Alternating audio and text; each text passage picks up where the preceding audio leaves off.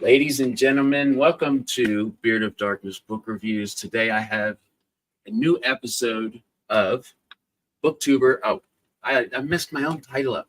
Booktube and Beyond. And I have a lovely guest today, Luke Winch from Luke's Book Nook. How are you, brother? Greetings. I'm really, really well. Thank you. It's nice and shining in the early evening of the UK. So, yeah, it's all good to be here. And finally on your channel. Oh, man, it's been a long time coming, but those always turned out to be the best because, you know, we have a lot in common. And it's just it's like one of those laid back conversations because we do a lot of the same thing, man. And it's so cool. And I can see the inspiration it brings you through your videos. And I can relate very, very well with that. So you write, well, on top of the YouTube channel, you do some written reviews for Before We Go blog. And you're also a podcaster. Yeah, quite a prolific podcaster because I'm part of a network which was called the We Made This Podcast Network, but we've just merged with a larger network that encompasses magazine, like a film magazine. Oh wow! And stuff called Film Stories. So we've now merged with them, which is great because it's going to give them, it's going to give us a much wider listenership. Yeah. Particularly on Spotify because Film Stories has a contract with Spotify. So with the ad revenue from that as well, yeah, it's going to be really good. So we're really, really stoked to have that new merger now. So yeah, so I host or co-host 3 podcasts at the minute. One of them is about Babylon 5, which is my favorite science fiction 90s TV show of all time. It's just a wonderful show. The other one is about Fringe, which was the J.J. Abrams show that ran for 5 seasons back in like 2008, I think it started. And the other one we do is called One Rules Them All, where we basically do a lot of stuff about Lord of the Rings, the movies, the books, and we are doing the Rings of Power as well, which is, I know it's a contentious subject for a lot of people, but we're doing an episode analysis of the 2nd season like we did with the 1st. So yeah, I'm excited for it. Yeah, I am. You know, so, I recognize it has a lot of flaws and the writing needs to be improved drastically. But there's good stuff to pull out of it, and there's good stuff to talk about it as well as the bad stuff. I know a lot of people a lot of people don't like it, and that's fine. I definitely, John A. Douglas, by contentious, you mean enraging. Yeah, a lot of people really, really, really don't like it. I get that. I sit in the middle. There's a lot of problems that I have with it, but there's also some stuff to kind of pull out that I quite enjoy as well. Steve, he was early. Thank you, brother, for being here. Timothy, my guy. How are you, man? Happy Saturday. Yes. Cheers. Who knows what book lurked in the heart of Booktube? The beard knows. Right. He knows me. So a couple things. The podcasts that you take part in have the topics in which you speak of have huge followings. So it's not like, because my first thought was this: if you do a podcast, a regular podcast on a topic that doesn't have that huge following, it would be somewhat hard to find new content on that every week. Now, do you struggle with that sort of? Does that make any sense? I don't know if I'm making any sense. So Babylon 5, how many seasons did that go?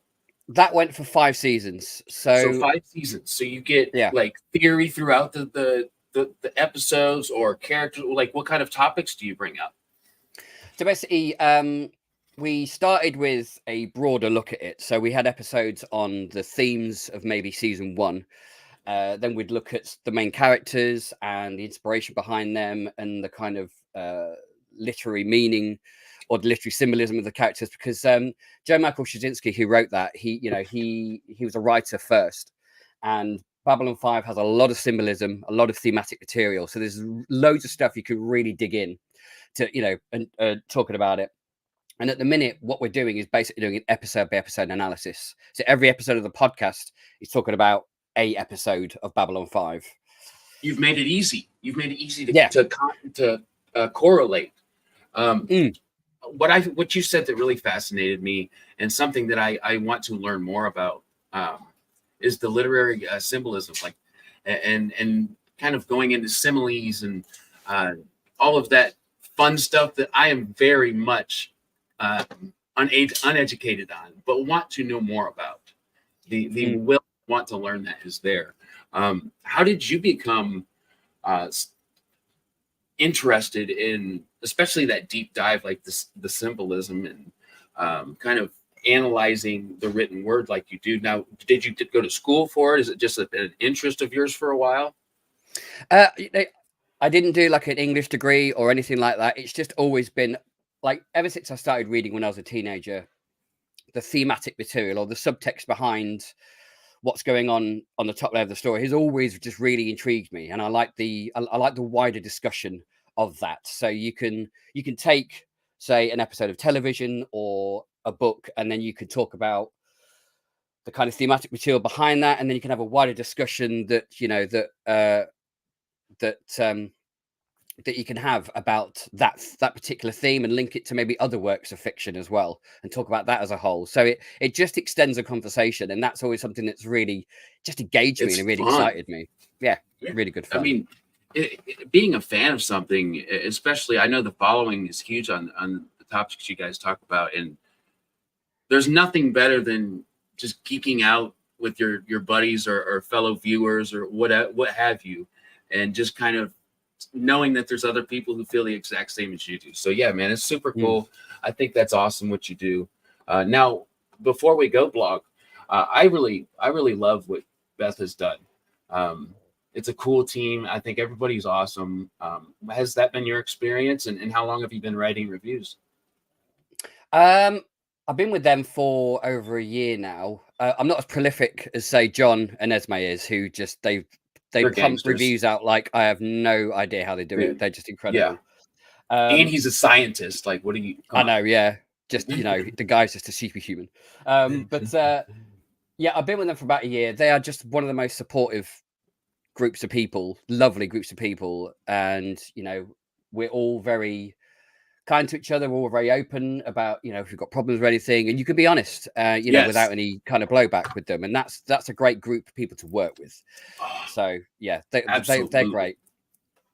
Well, I love that you love the same thing that I do, because it's been a few months. It was funny, right when I asked Beth if I could be a part of Before We Go blog, because I love what she does. The website's beautiful. The books that Esme and everybody else that inspires me, I read the reviews, and it's just incredible. That's how I want to write. But yeah, I asked her to be somewhat a part of it, and I'm so glad I did. But it was funny because the day that I asked her, I was laid up for like 2 months. I didn't do a single review for like 3 months, but I'm finally starting to get in there. But that's neither here nor there. I'm just having a good time with it. That's the important thing, though, isn't it? It is. And one of my favorite parts of talking, it was another booktuber, Talking Story, John Minton. I was like, I have a real issue with the written reviews. And he said, why?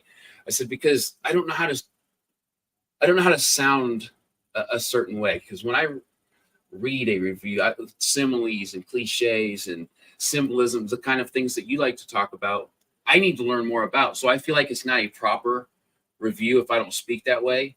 I just tell how I feel during the book. I don't give any spoilers away, but I just kind of take you on a journey of the emotions I felt and why I felt that way, which I think is another version of a written review. I don't know. What's your opinion?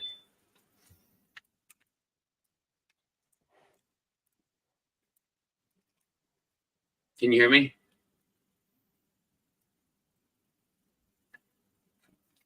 Can you hear me?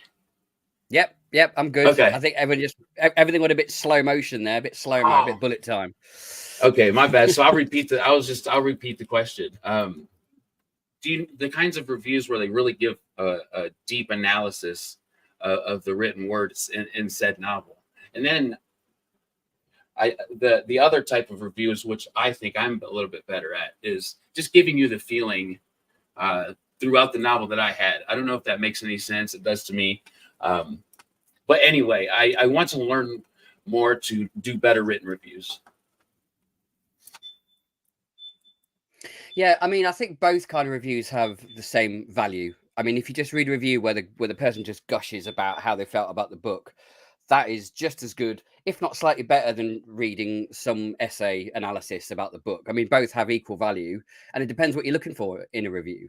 If you're looking for what you got out of the book or what that person got out of the book emotionally, then that's the review to go to. And if you're looking to go a little bit deeper, then you've got another type of review to kind of latch on I like to. that. And I think that's the same with Booktube as well. I mean, you've got people who run Booktube channels who, you know, have a background in English literature, or they have a background in journalism and stuff like that, so they can really, really dig into the stuff. And then you've got other Booktubers like me who don't have those qualifications, who just like to ramble on about the books that I love, and I might find themes that I like in there, or it might just be about the book itself, or the world building, or the character. It's whatever excites me about that book.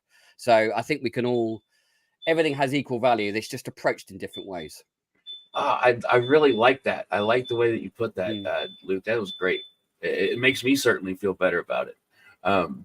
So growing up, who were those foundational authors, or if it wasn't authors, if it was books, what were those that kind of laid the path for you to continue your love with the passion in literature? Do you know, I think if I go really young, it would be Roald Dahl was a massive childhood. James and the Giant Peach, right? Books. Yeah, James and the Giant Peach, the BFG, Charlie and the Chocolate Factory. All those stories were just essential to me as a kid because it just opened your imagination. Because Roald Dahl just had the most exquisite imagination, and just knew how to excite kids' minds, and you know, and that really just opened the world of imagination for me. And then I read a lot of Enid Blyton and the Famous Five. I'm not sure if you had that in America, but that was, I haven't heard. Yeah, that was a kind of British author, and that was basically about a bunch of 5 teenagers with their dog who just go on adventures. They might like solve a murder or something. That sounds awesome. Yeah. And then when I was about 12 or 13, my older brother put a book in front of me and said, I think it's time you read this now. And wow. Rings. Dude, the omnibus is beautiful.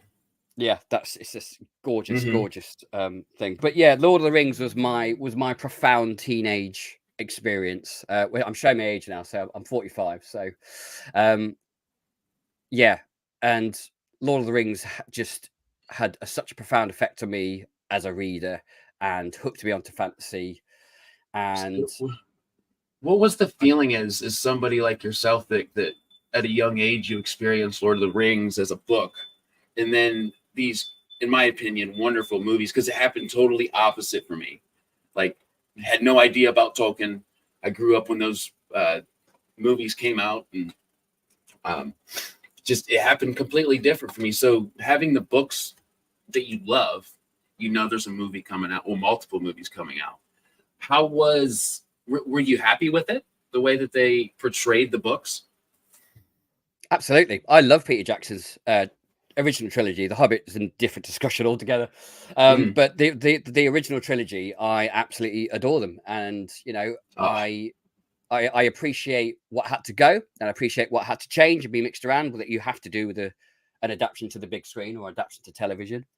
Yeah. And he captured the essence and the spirit and the message of the book. And that's what he needed, and brought an amazing cast together who were just brilliant.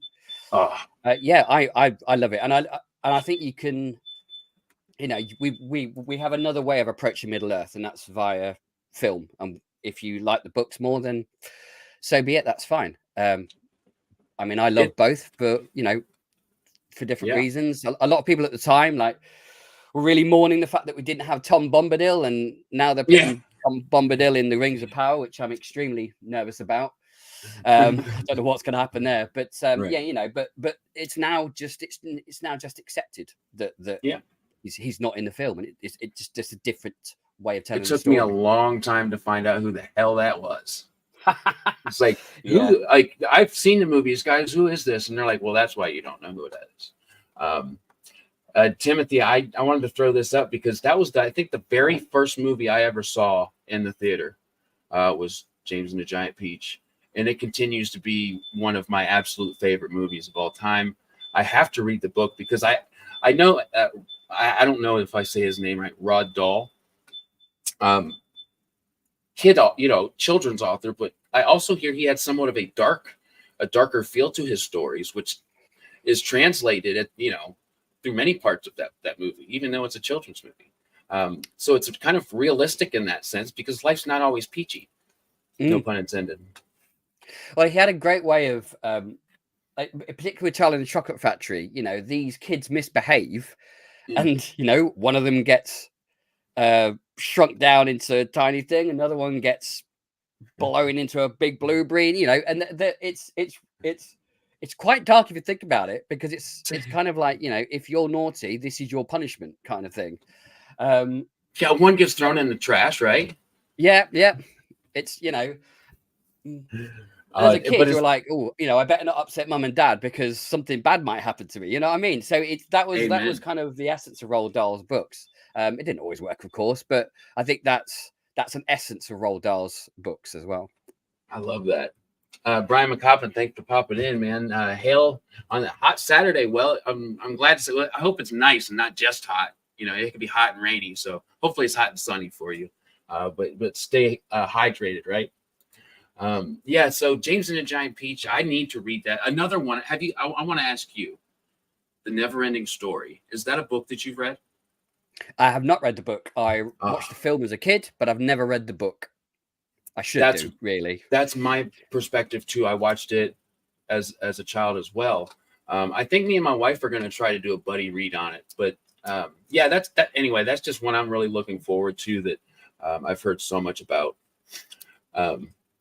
So we'll get into a little bit of your personal preferences if you're good, and then we'll talk about your channel too. When you start a novel, or if you're listening and hear about a novel, what are some tropes that just kind of win you over time and time again? Found family is always one start again. Found family is always one that really hooks me in. I love a found family trope. I'm currently reading. I'm currently reading. Oh my god, my brain's just gone dead. Yours too? Yeah. Spark of the Divine. I'm currently reading Spark of the Divine, which is a self-pub book by Louise Holland. And yeah, that's got like a group of adventurers, and it's very much like a found family trope. At the beginning, they're all slightly they're all slightly suspicious of each other, and they're not. And you've got this feeling I'm about 25-30% in, and they're starting to learn each other's uses within the group, and starting to discover personal things about each other. So I love the way that trope, and when it's done well, it's fantastic, because right at the end you get like the great payoff that they all work well together. They all trust they all trust and care for one another, and that's the journey for these characters. I have to relate, man. I think the latest, and honestly, I don't think it will ever be taken off of my top 5 list ever. Dragon Mage by M.L. Spencer. Have you read that? I've not read it. It's on the bookshelf. It's on the ever growing TBR. But yeah, I've definitely. I had no idea that I could care about a character so much. Honestly, Aram, he's the main character, and he's just. I don't know. I'm not gonna say much, just because I want you to have such a wonderful experience like I did. But it's got the found family feel to it. Loyalty. It just really blew me away at the characterization that you could pull through and give your readers as an author, the written word. I mean, it just isn't possible to me until I started reading when I was 29. I haven't been very long reading, but I don't know. I just keep getting wowed and wish that I would have started this earlier. But either way, I'm glad I'm here now. But it doesn't matter that you started at 29. It matters that you're there now. You're on the journey. So, and that's fantastic. Thanks, man. And honestly, it's not just reading, right? It brings a lot of therapeutic Yeah. To my life. It really does. If I'm going through a rough time, if I can get lost in a book, it just helps. So I mean, when I was 18, I moved. I didn't go to university. I went to London to work in the theatres for a good 4 years, just working in the front of house. An amazing 4 years was had, but I didn't read much because I kind of fell out of reading. I was more going out partying and having wild weekends, you know, as you do when you've turned 18. yeah, And your early 20s, you go a bit wild and mad. And then I came back to Lincoln, and which is where I am now. And my dad died of leukemia around that time. so sorry to hear And that, man. it's fine. But that's when I got back into books because, as you said, it was therapeutic. It was my safe place. Was going into these fantastical worlds, and you know, it was quite cathartic in ways because anything that dealt with grief or loss in these books was, you know, it was healing in some way. And yeah, Very much so. And I think my love of reading kind of came back to me through that horrible traumatic experience. But it you know, my love of reading never waned since then, and I've been reading ever since, really. So yeah, it was a sad time, but I found my haven in reading again, which I'd lost when I was the party animal back in London. Yeah, I think that so I can definitely relate. There's points in life where you kind of I've definitely lost concentration or it's funny. I've had long periods of time of that. So it's nice to kind of find yourself again and come back to what is really something you love, man. I respect it. Mm. So what was it that made you want to talk about books on YouTube? Yeah.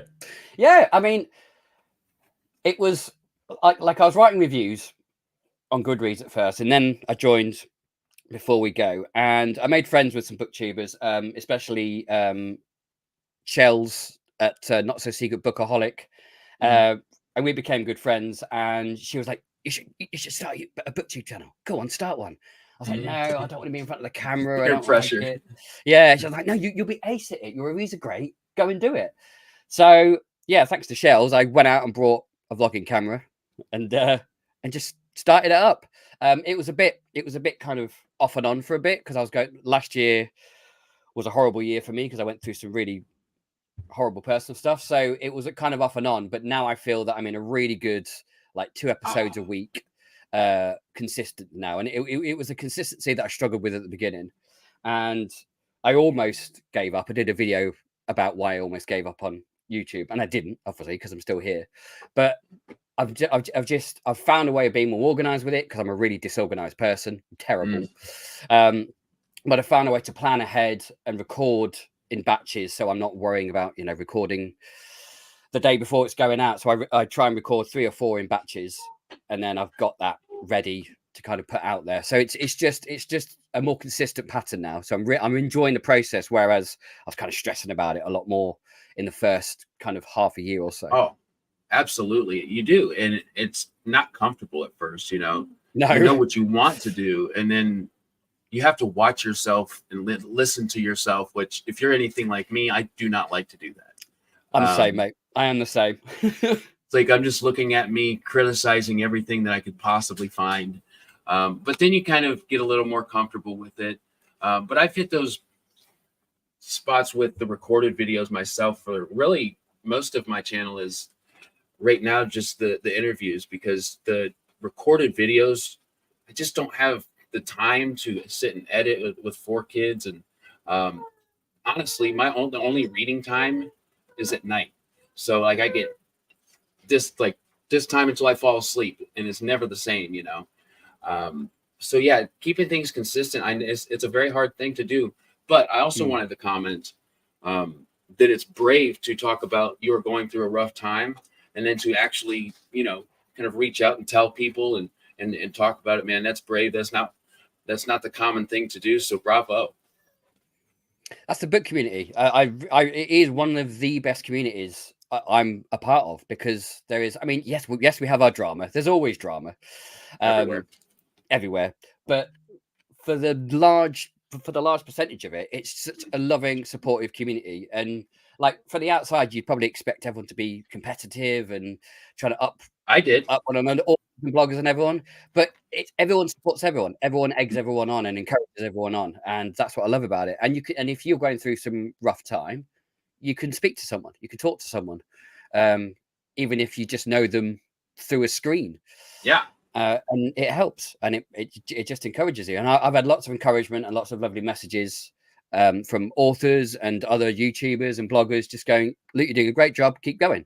And that's great motivation for me to just keep going. And I'm really enjoying the process at the minute. So I'm so glad to hear that. I'm so glad to hear that, Luke, man. That's really inspiring in many ways, because again, that's not always the easy road to take. Say, hey, I need to talk about this. So bravo once again. And I'm so happy that you're here to stick around, because, dude, I absolutely love watching your reviews. Thank you. What have you found to be the most challenging part of the YouTube? We'll go with the YouTube channel. Is it the recording for you? Is it the editing?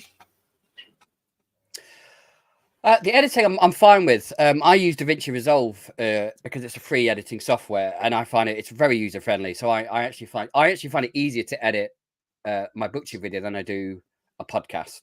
Probably because the podcasts are a lot longer. I mean, our podcast episodes can go between an hour and an hour and a half, whereas my average video will probably be between 15 and 25 minutes.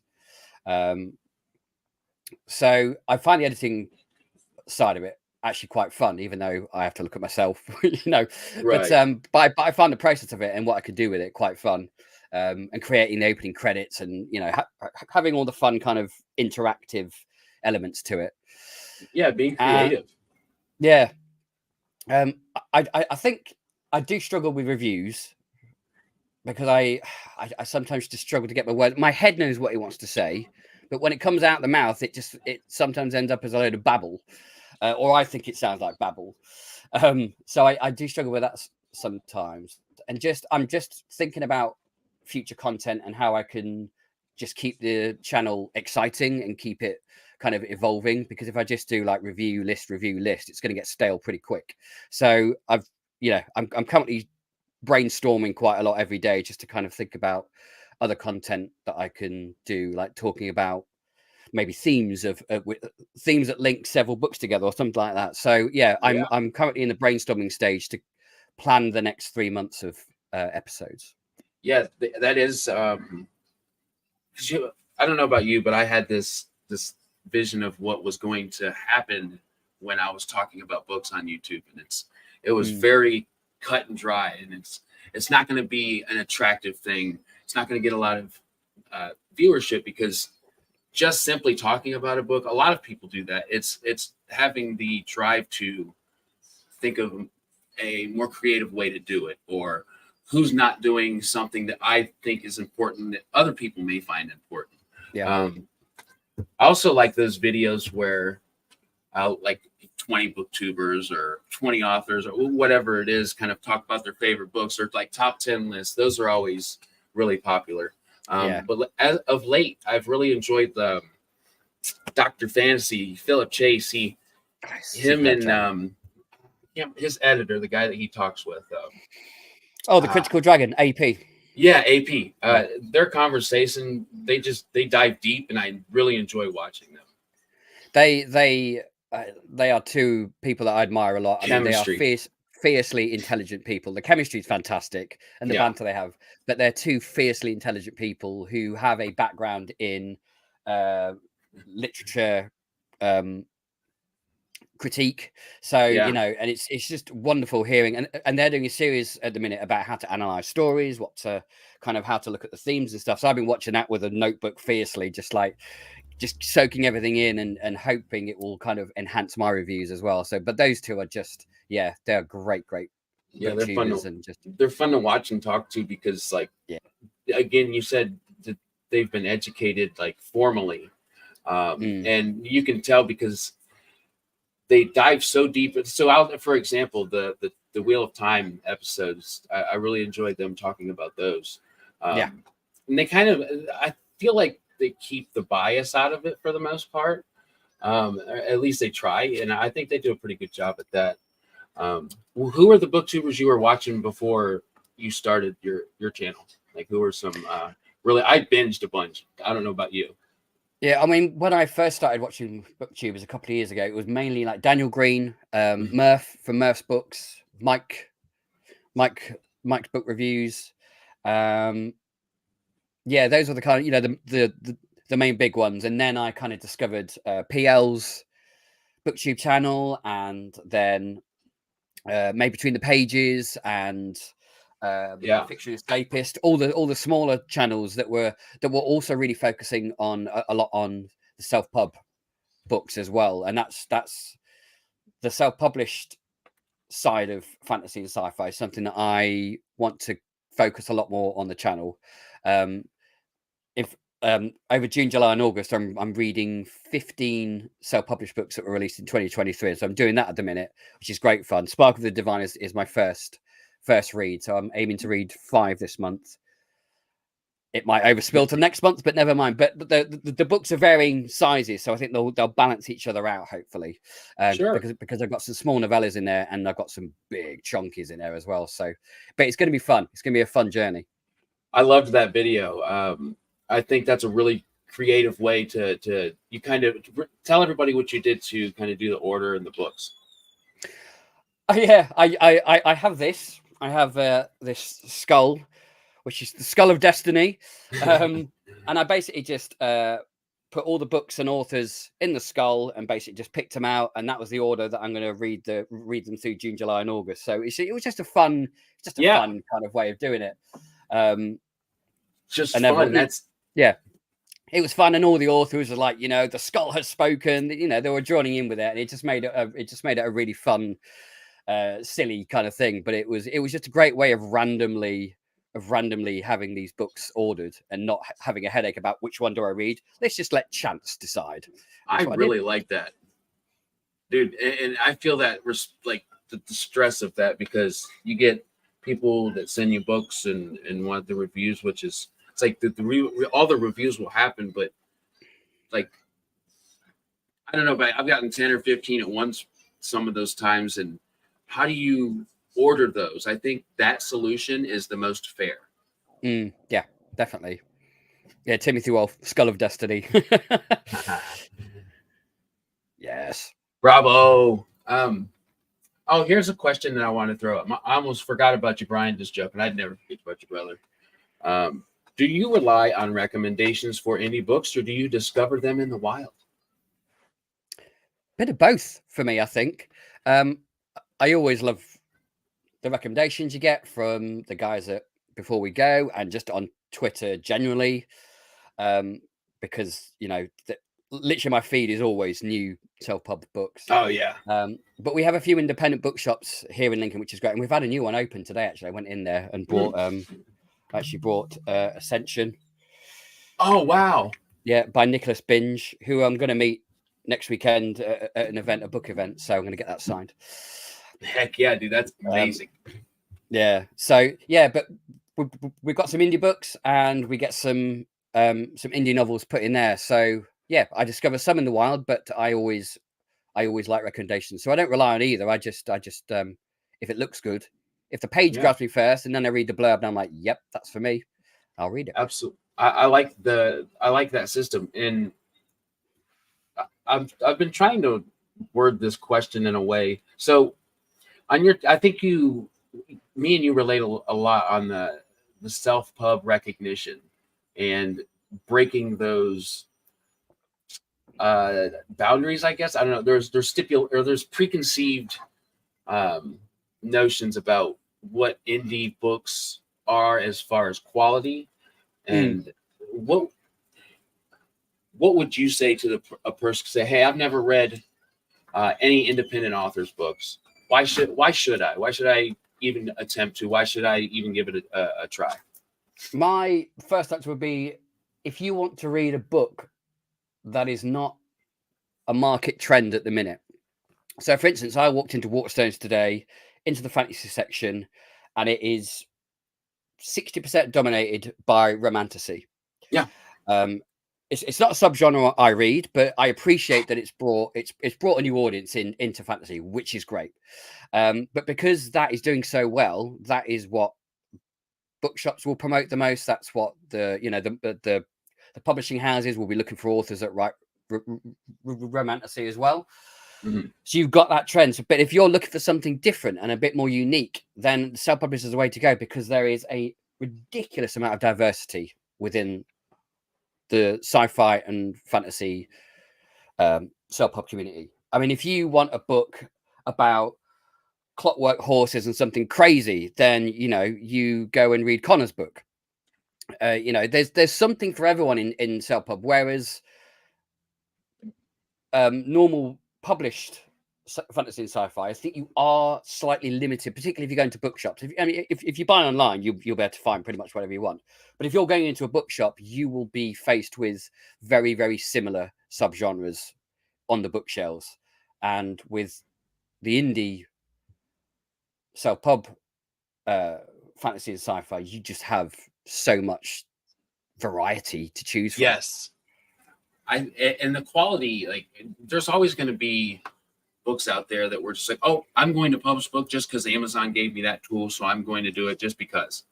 And sure, there's probably indie books out there that are lacking in quality or the writing, but for the experience that I've had, those who are truly passionate about being an author and creating their art, man, it's incredible the amount of quality that I've read. I don't know.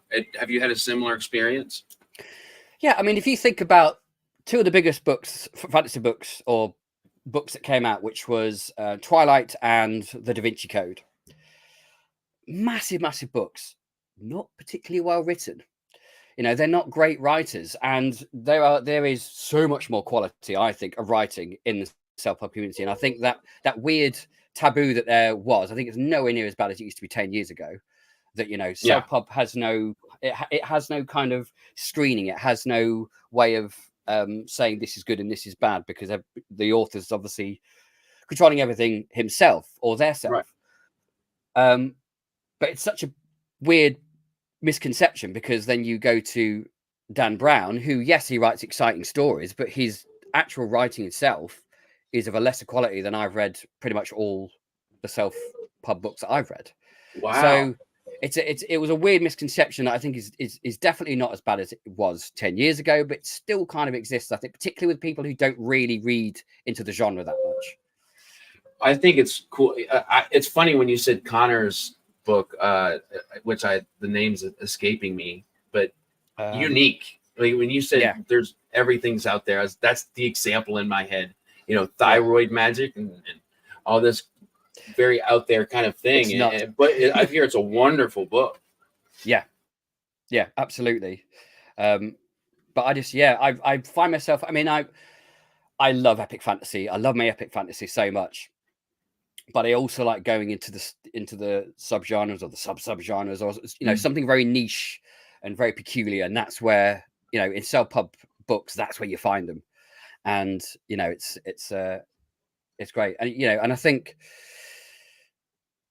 quality. The Renegade Bard actually, he just said that it exists on both sides as well. So it is a matter of wading through the grass and finding the good stuff. That's informational too. Even to me that why it's funny, because in my mind, traditionally published, it has to be perfect. Finding out that it's not. And again, that's just another one of those barriers that I'm so glad that are being broken down for me and so many others as we talk about this kind of stuff, how we are right now. Are you a sci-fi reader? Oh yes, definitely. Okay, so this genre is one of my new obsessions, and honestly, I never saw myself even in. I love sci-fi movies. I don't know why I thought I wouldn't enjoy reading sci-fi, but I didn't think I would love it. What are some sci-fi books or series authors that really have left their mark on you?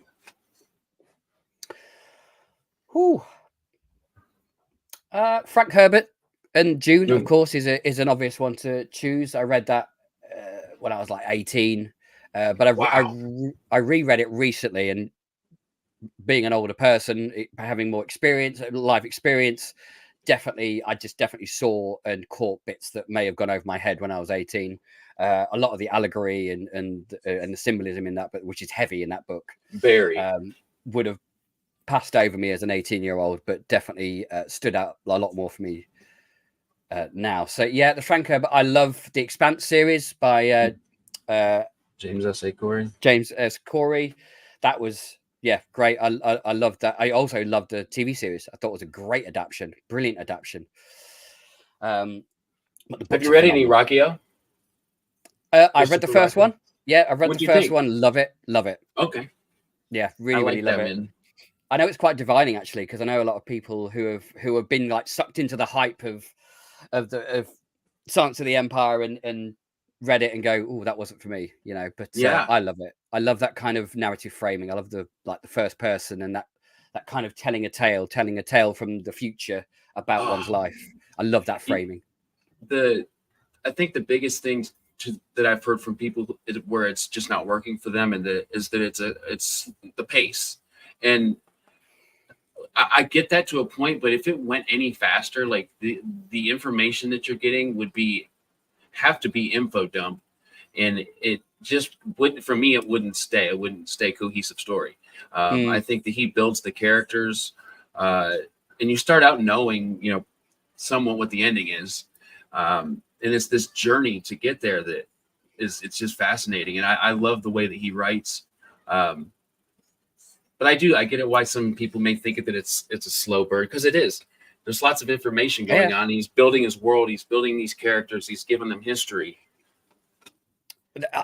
I think a lot of reviews I read, not a lot of reviews, but some reviews I read, you know, that I find maybe on Goodreads or on Amazon, is that when you get the first book of a long series, there's always complaints about the pacing of the first book because there's so much setup to do. And you've always got to expect that kind of slow burn, established world, established character. You can't do that in a couple of chapters when you've got a 7, 8, 9, 10 book series. You've got to breathe that world in. Otherwise, it's just going to feel a bit hollow as you go on. So I love Sun Eater's pacing because I'm invested in learning about the world and learning about the politics and the structure and the culture and the characters, the languages, and you can't do that in a 50% of a book that is part of a massive series. You've got to take your time with it. So, and I know a lot 100%. Of people don't like that, and that's fine. They'll read a short, maybe a trilogy or a single standalone book. But with a larger series, you've got to expect that kind of slow pace just to establish everything. I know you're an epic fantasy guy, and I've been dying to ask you this question because I have to say, sci-fi is my latest. Kind of like I'm really enjoying it. But when it comes to like my absolute favorite genre, definitely epic fantasy, especially with the classic feel. Wheel of Time. I like Ryan Cahill's books. Not having much in the indie space read because, again, I've only been reading 4 or 5 years now. I would love to hear maybe just 1 or 2 recommendations of a couple of epic fantasy series that I should read. Trad or self-pub or both? Self-pub. Self-pub. You're already good with Ryan Cahill's books, aren't you? So yeah. Oh, let me think. I'm not next to my bookshelf, so it makes it more difficult. Right. You can go with Trad too, because honestly, it's just I'm just trying to think of the authors' names. Well, if we're going with Trad, I would definitely recommend Adrian Tchaikovsky's Shadow of the App series. I would also recommend Tchaikovsky for his sci-fi stuff because he's probably my top sci-fi writer at the minute. He's just superb. His world building is off the scale. It's crazy. Shadow of the App's one I've been wanting to read for a while. Have you read Children of Time? Yes. That's incredible. Yep. It's an incredible book, definitely. I'm currently started his Architect trilogy, so I've read Shards of Earth, which is fantastic. Definitely recommend that. Tori Talks just did a review of his gun. It was a Tchaikovsky book I had never heard of, Guns and something. Yes. I can't remember the name of it, but that one looks really, really good, and the way that she reviewed it makes it even better. Yeah. I know that I like his writing, but I'd like to try some of his fantasy stuff. Yeah. Have you read? This is a self-pub recommendation. This was my top book last year. My top book last year and the previous year. James Lloyd Doolin's Manitou series. So I have made it like 40% through the first book, and then now that I'm thinking about it, I don't remember why I stopped, because I was thoroughly enjoying it. The relationship between, I can't remember the characters' names, but you know the relationship that I'm talking about, where kind of takes her under the wing, and just kind of the story that's going on. But I'm loving it. But no, I haven't read the ending to book 1, and I haven't read book 2.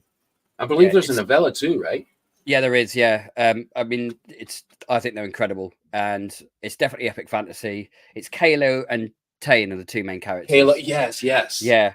Book 2 is just ups the ante, ups the scale. Really, it's brilliant. Yeah, it's an absolute gut punch of a book as well.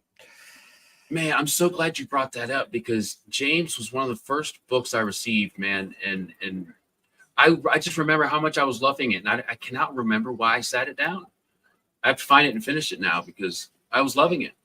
Isn't that crazy? Yeah. I was loving a book and just sat it down, and I don't remember why the hell I did that. But yeah, I loved the relationship between the two characters. Yeah, I would say. Go ahead. I would also recommend Petition by Delilah One.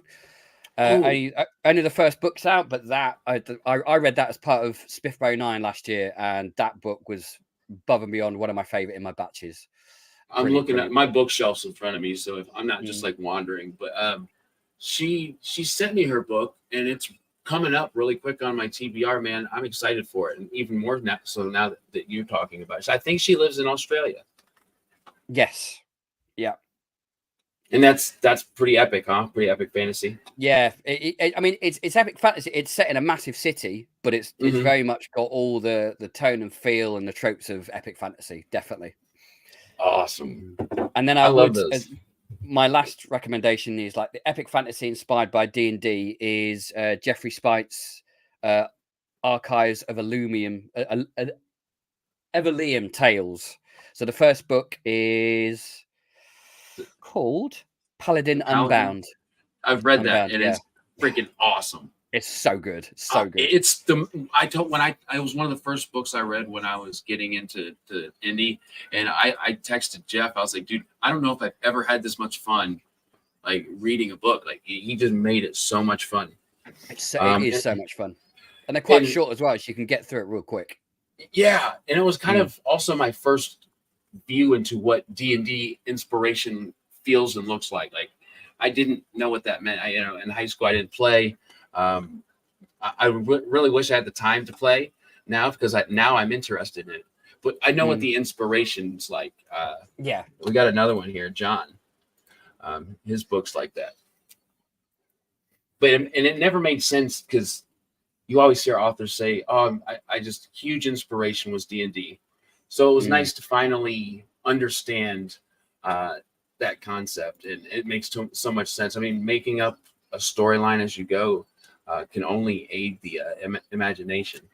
Yeah, because I believe that Spark of the Divine, which I'm reading at the minute by Louise Holland, I believe that the story of the book is inspired by a D&D campaign that she was involved in. It's not the actual campaign, but it's inspired by the campaign. So, but it definitely, like reading it, there's definitely like you can recognize the elements of D&D in there, and it just makes it so much fun. But the characters are just great. She was on the channel, Louise. She is hilarious. Yeah, she is just a fun person to joke around with, and she's got a great personality. Now she's in the SPFBO this year 10? Yeah. Oh, I think amazing. So. Yeah, I think so. Yeah. Are you a judge this year? No, I'm not. I took a step back this year, basically to concentrate on the channel. And I'm also started to write a novella as well. So I just wanted to kind of focus on those two things. And I couldn't do the Awesome. judging because it takes a lot of your time up because you're reading a lot. Yeah, yeah. I had no idea that you were writing. That's incredible. So what kind of, well, first I'll start with this. When have you always wrote? Like, has that been an interest of yours for a while now? I've always tried to write. I've always tried to, like, I've always had stories in my head that I've wanted to put down on paper, and I've never been very good at keeping going. Yay, thanks, Steve. Yeah, I've never been able to keep going. Probably because I don't know. In my early 20s, there were other priorities in my life and stuff, and maybe I wasn't that committed. And then this novella I'm writing, I've had this idea in my head for 10 years, and I've just always been terrified to put it down on the page. Imposter syndrome, thinking I'm not good enough. I haven't got a degree in English literature or anything like that. Brother, it's like you're reading my mind. It's like, am I good enough? And the answer is yes. So I've started writing. I'm 6,000 words in at the minute. So, dude, yes. I'm really, really enjoying the process. It's a sci-fi novella, and it's getting longer because I keep thinking up chapters when I'm writing. I think, oh no, I've got to have an event that goes back there. So it's a really, really enjoyable process. So I like what you just did. You said, am I good enough? Yes, you are. I love that, dude.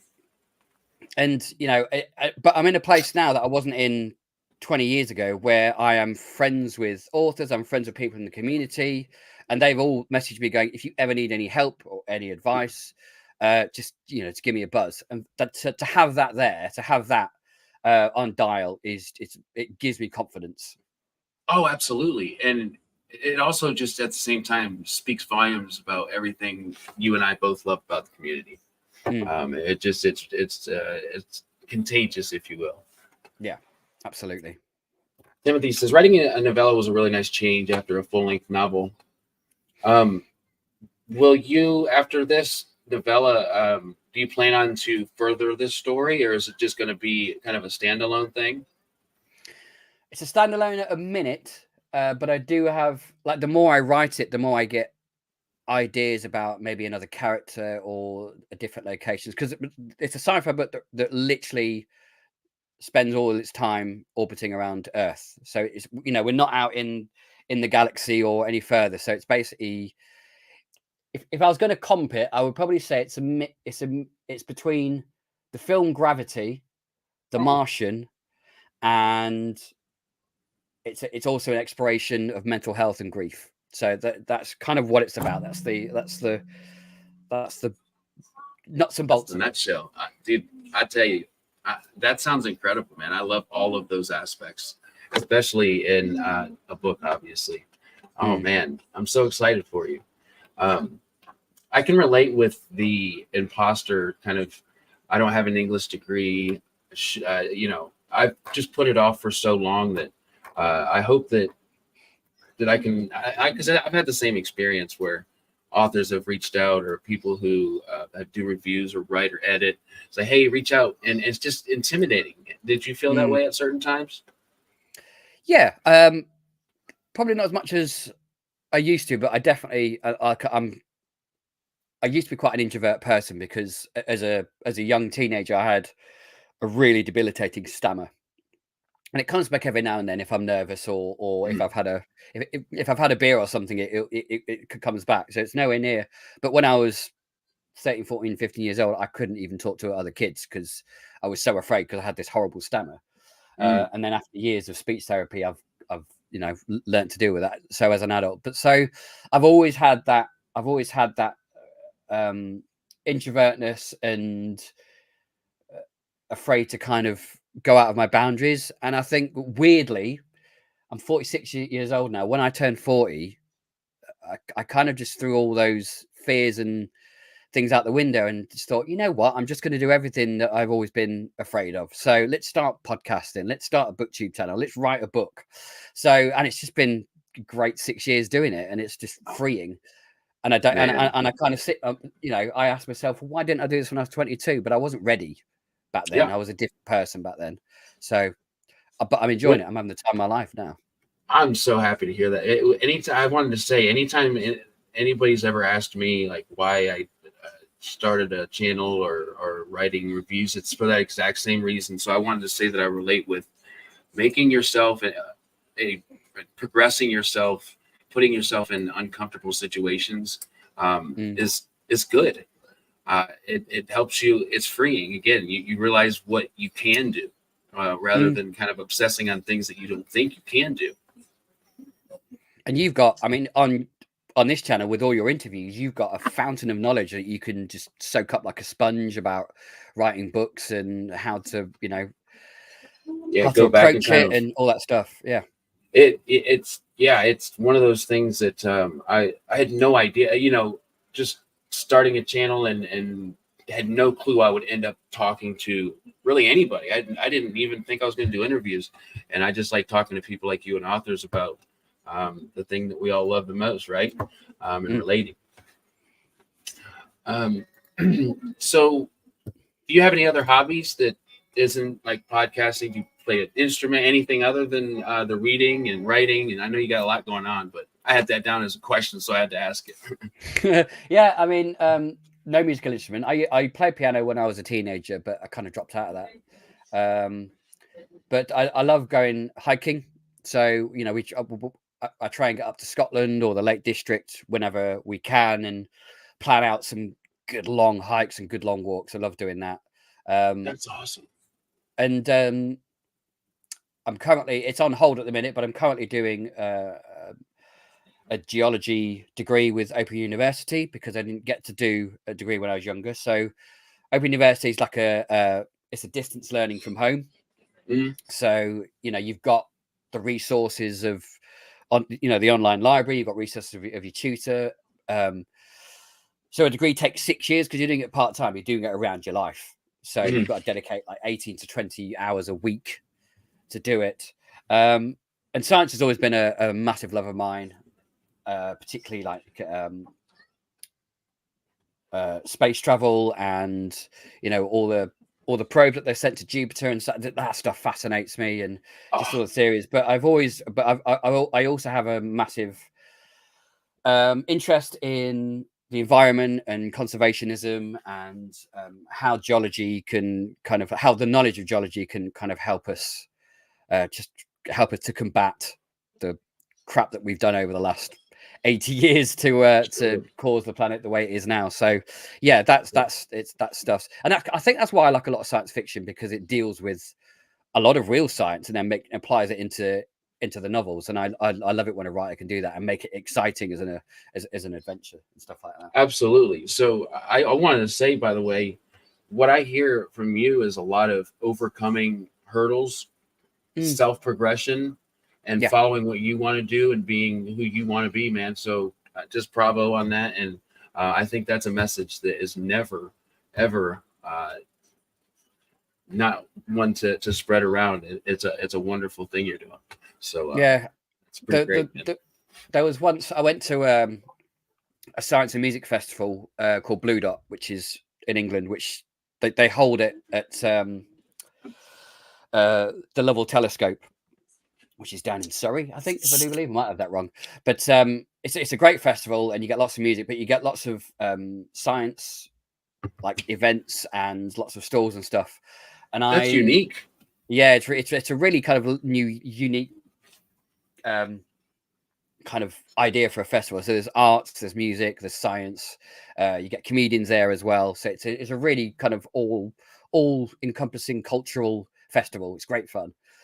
But I'll never forget that I was talking to a young degree student, and I was talking to her about reading Open University, and I said that one of my fears is that if I get a degree and then I want to try and apply for a job within that field, that I'll be too old. And she looked at me and she said, "You'll never be too old. You're never too old to do anything."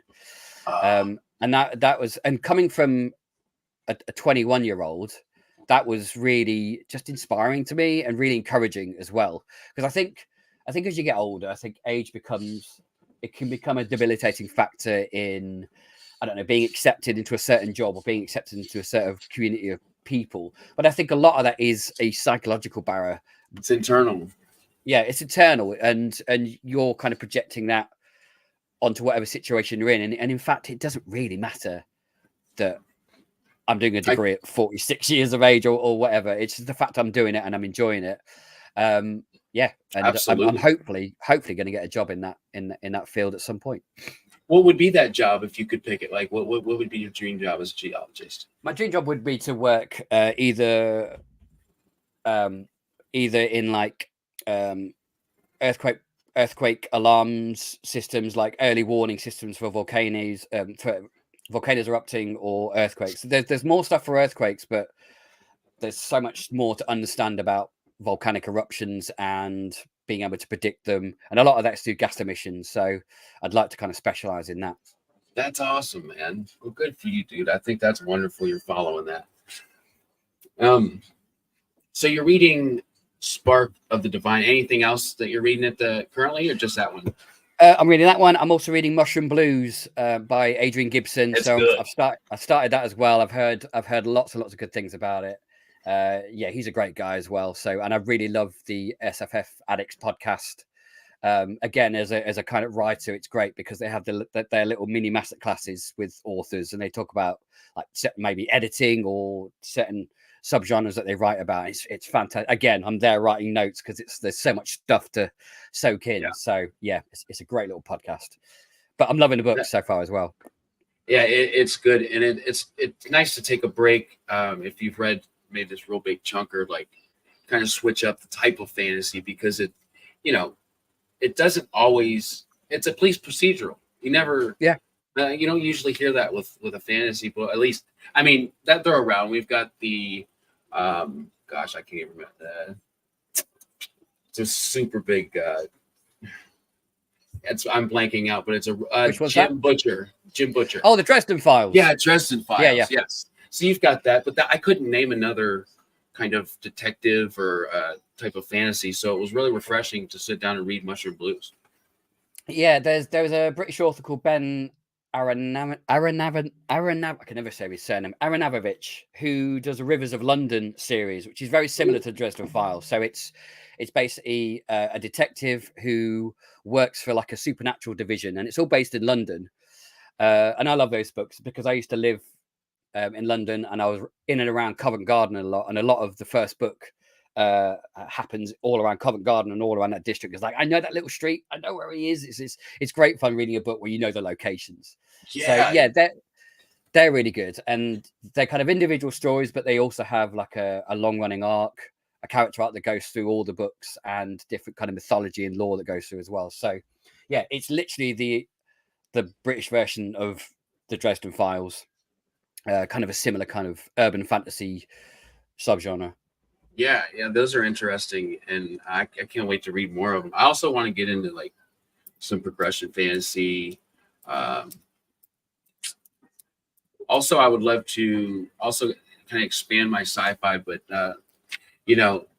there's so many options out there all the time. I try to savor everyone, I guess is what I'm trying to say. Yeah. Luke, I've been really excited for this conversation, and it's been a blast. I just wanted to say I've really had a fun time, man, and I love what you're doing. Keep doing it, and I'll be there to watch it, brother. Thank you very much. Thank you very much for having the channel. And I mean, your channel's ace, and I love how you just get so many ace authors and booktubers on, and it's just one of those. It's just one of those things that brings the community together. And I love the book. I think the booktube community and the book community, the self-public community as a whole, is just everyone's there to support each other and learn from each other as well. 100%. Again, man, thank you so much to the people here who are here live. Thank you. I always love popping over there and make sure lovely questions, and usually I'll throw like a comment up, and it doesn't have anything to do with the context that they're like in the chat talking, and then I look like an idiot. But hey, it's all good. It's all fun. But thank you guys, and also for y'all that will watch it on the replay. So until next time, we'll see you guys. Have a wonderful night. Cheers, guys.